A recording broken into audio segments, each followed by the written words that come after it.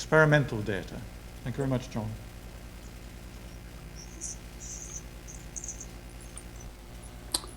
So Brian, can you see the screen?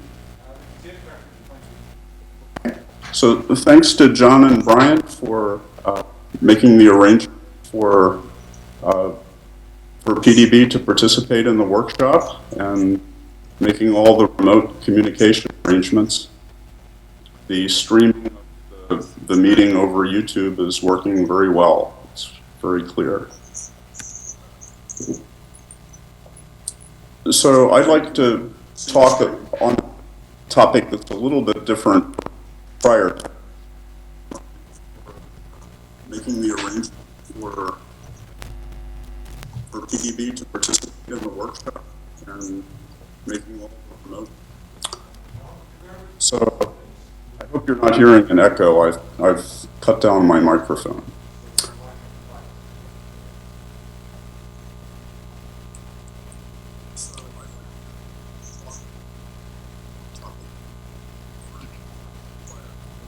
I'm hearing a very significant.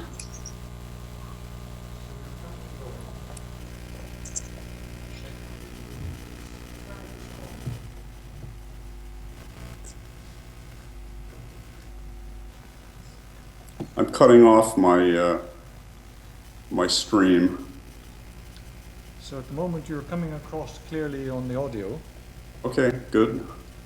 That's fine. So okay.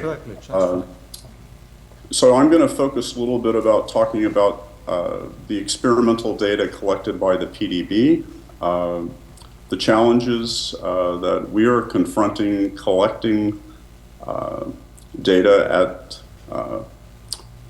from the user community and through our deposition interface across the whole PDB structural biology pipeline, at least the view of that the PDB sees, and how we're addressing some of the challenges that are part of that. So to begin with, I think everybody is familiar with the PDB.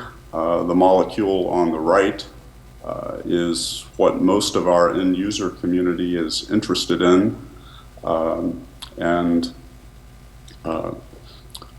the majority of our use now has shifted from a depositor-centric user community to a much broader community of biologists and users in related disciplines.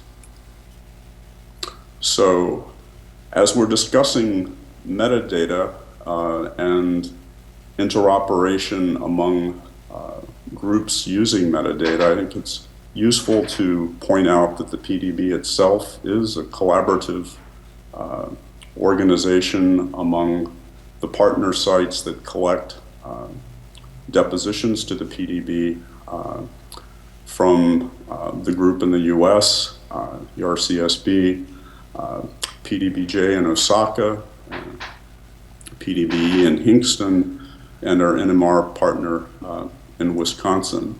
And one of the key aspects of the collaboration, as highlighted in red here, is the agreement to use a common metadata representation. And that was the process of arriving at that agreement was something that took more than a few years, but has become the foundation for our interaction with respect to how we process and manage the archive. So the archive continues to grow. Here we're looking at the number of depositions reflecting the product of much of the work of members of the audience, and the use of the archive is quite impressive worldwide. The number of downloads per year is of the order of 500 million. So the complexity of the archive continues to grow, here represented in terms of molecular complexity in terms of the number of small molecules and medium-sized molecules within a PDB entry. Perhaps the next time this workshop is convened, the complexity graph is going to reflect sort of the emerging complexity that comes from entries which will be based on primary experimental data from more than just a single method. So what I'd like to do is to talk a little bit about what primary data looks like from the PDB perspective. While this workshop has been or is focused very specifically on issues of raw image data, I think it's important to keep in mind, particularly from the protein perspective, that the sample is a very important component of the primary data. And keeping track of the sample and the metadata required to do that is essential if you want to be able to have the opportunity to take advantage of the products of the archiving of more primary image data. The kinds of information that we try to acquire at deposition time include the details of composition, as accurate as possible chemical and molecular descriptions of all the components, source organism production details, and experimentally determined biological role if possible, and then sample and specimen issues such as crystallization conditions and any post-treatments. So we capture data collection information at a very coarse level of detail compared to the level of detail that's been discussed so far in this workshop, largely in terms of instrumentation, sample handling, and data collection protocols at a very high level. And then I think everyone would agree that there are a few steps that are sort of left out of PDB's pipeline, which is largely the subject of this workshop, which is the raw image data that is contributed to the PDB after a significant amount of processing. So our view of the primary data, as I'm sure all of you know, is largely in terms of the summary statistics from data processing operations, the software steps that, and the software tools that were used in that, and the process data itself. Currently in the archive, we have about 98% of the X-ray entries have structure factor amplitude data. This information has been mandatory at deposition since 2008. Within the entries that contain where we have structure factor data, it's been traditional to provide the final reflection data as the first data set in potentially a multi-data set SIF packaging. About 10,000 additional data sets are available, which variably contain either derivative or multi-wavelength data sets, intermediate phasing data, map coefficients, and for a small number of cases, currently unmerged intensities. So if we shift a little bit to data acquisition from the perspective of the PDB, the model on the left, which perhaps is the largest volume of the data, is actually the most straightforward aspect of our data collection pipeline. The sample information that I've been discussing is actually quite a bit more challenging. Our pipeline, as I said, is based on, for data collection and deposition, is based on the agreed metadata framework, which is entirely instrumented across the full pipeline in MMSIF. And as Herb was discussing in his talk, much of the work of packaging information for the pipeline is done via data harvesting operations, and this is particularly the case for anything having to do with data collection. We have, in the last year and a half,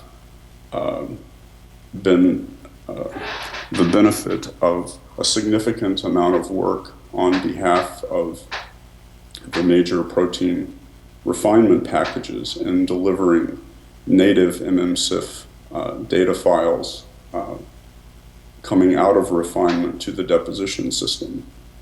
But that work doesn't include any information related to, or currently related to, predecessor steps in the pipeline. So sample information and information related to data collection is largely the target of data harvesting operations.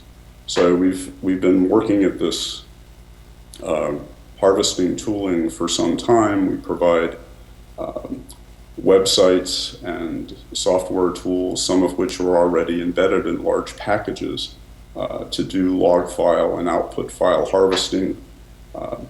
This is a very pragmatic approach, which we've had to take because of the lack of compliance with metadata. But I don't think this is a particularly good future direction to adopt. It's a very high maintenance problem. So we do similar things with process data. Most of this data comes to us in the form of binary packaged files, such as MTZ files. And that's all converted. Data is extracted from those formats and put into SIF packaging for deposition. So one of the biggest challenges that we have with respect to the more primary data is the data that we can't harvest ends up having to be manually input in the form of through a web interface. And this is certainly most true for data collection and sample related information. So that problem is the fact that we don't have a reliable electronic vehicle for packaging metadata associated with the sample is a continuing problem for automating the whole deposition pipeline. Although we've made some progress in chemical assignment, the similar issues exist there. Being able to accurately define the chemical descriptions of all the sample components is essential, and to be able to accurately represent the experiment and provide for reuse.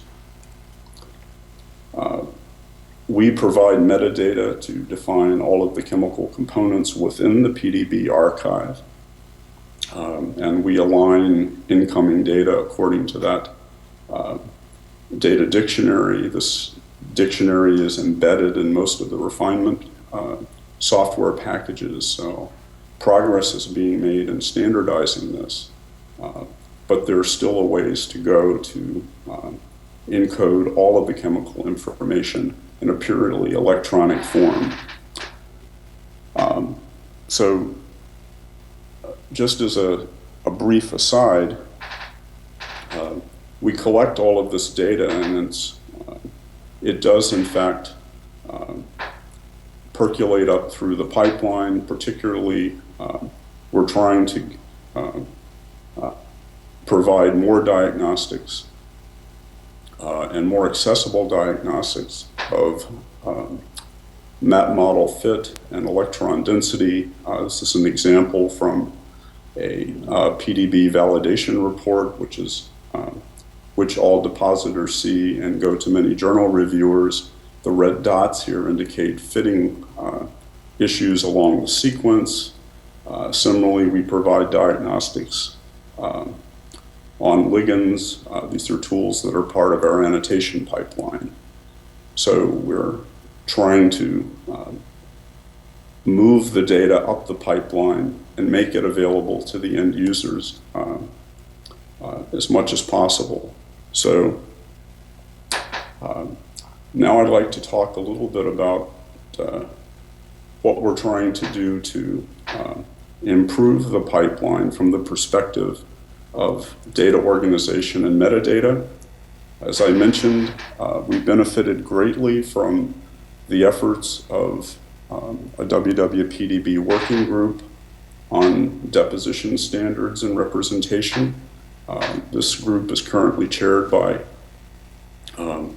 Paul Adams, and in the last few years has made some very significant advancements in terms of standardizing data for deposition. The group is currently working on delivering standards recommendations for a more robust description of chemical restraints, as well as the reorganization of our packaging and delivery of processed structure factor data and intensities. That will include largely a reorganization of how that data is identified and the contents of each data section that's delivered for an entry, so that it will be clearer through improved metadata, precisely what each data section contains, the role of that data section, and then how it's related to potentially other data sections that have been contributed, or to the sample or crystal, or to the refined model. And as I said, that will include recommendations for unmerged intensities and map coefficients. I think Tom Terwilliger will be talking more about some of these ideas in a subsequent talk, as well as a comprehensive representation of chemical restraints that were used in the refinement. So I said there was a bit of hand-waving with respect to some of the experimental details, and the way that we're trying to address that is allowing depositors to identify related experimental data. So this is just a quick view of the manner in which we're doing that now. The bottom panel here shows a snapshot from the current deposition interface. And this is largely the ability to represent a DOI for a particular data set, and a DOI for the related metadata that might be needed to describe that, associated with text descriptions of both of those data objects. And as many of those as need be can be entered.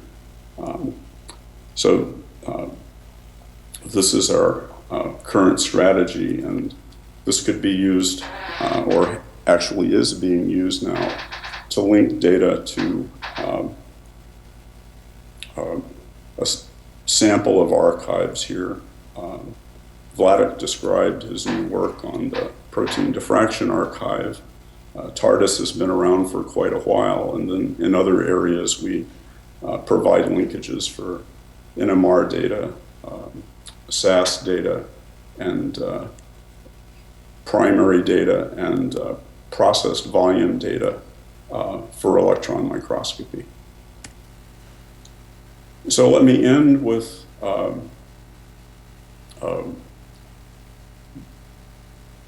a view of the direction that we are trying to move in currently. And This is reflected in a recent paper that was the result describing a working group workshop on hybrid and integrated methods. And the idea is that one path forward for dealing with a very diverse set of data resources is to think of these data resources as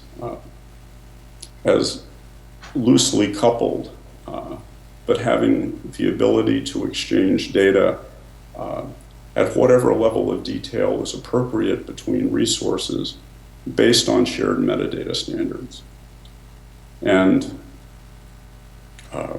in doing that, it gives each resource the opportunity to define its own standards. It doesn't impose complicated control issues between resources. It only requires that people identify the shared bits that they need to exchange. And that's the direction that we are currently working in right now. And based on our experience, we think that this is a useful model forward. So finally, I'd like to thank the other members of the WWPDB, which we collaborate with, and the various organizations within NSF and NIH that fund the PDB in the US. So thanks very much.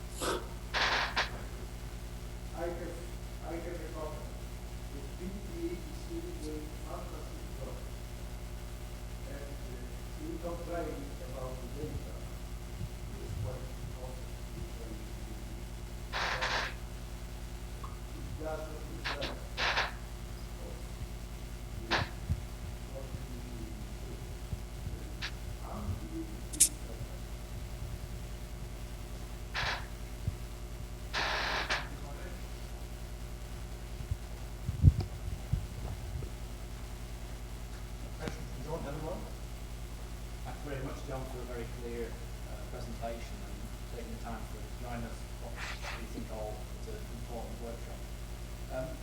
In the end of the last speaker, I asked a managerial question. What will success look like? So in the context of how you see it at the PDB, what is the, if you will, the final vision for where you're trying to strive to get to? So very practically, for current conventional methods, to be able to have a robust enough data representation that is populated by the software packages that are our primary data generators, that the use of sort of a web form based interface is no longer necessary, so that you have basically a simple one button kind of deposition system. And this is increasingly with larger and more complicated structures that have require complicated descriptions of chemistry. The lack of having that information accurately encoded electronically on the front end puts a huge burden on the depositor to deliver that data. More broadly, we're looking at having experiments with data sets coming from a variety of different experimental techniques, and the ability to represent the structural restraints that are required to assess the quality of those structures link those restraints back to the primary data sets in this federated model is sort of the next generation of what will be what we believe will be required to support structural biology. If I may have a supplementary to that then, the 500 million downloads per year, I think clearly tells us that not specialists predominantly are using the information. And therefore the whole point of the issue, if I might call it that, of precision of the coordinates, the occupancies, the refactors, to use a crystallographic emphasis, is not going to be known to the predominant fraction users of the information. So it's obvious from my own personal efforts with colleagues in India to try and do something about the coordinate precision and provide information on that. There may not yet be agreement as to that being the best indicator of coordinate precision, but at least it's a start. So I would have hoped for some portion of the vision where we're aiming for ultimately is to have a better clarity of the precision that is in there with respect to coordinates, occupancy, and refactors. That's a personal wish, if you will. Okay, so I will speak then. The WWPDB is focused on the data input pipeline and delivering data into a repository with a common representation. On the delivery side, I think it's quite clear that the user community is going to want to see the best version of a particular biological model, structural biology model, and being able to deliver data with assessment, with quality assessment that's understandable to a non-specialist community is something that we're all trying to achieve. That's embodied in the presentation, the simplified presentation of validation information that is being provided currently. And it's anticipated that will evolve significantly in coming years. So that and the ability to better support multiple interpretations of data sets and all of those sorts of things are certainly challenges that PDB will be addressing.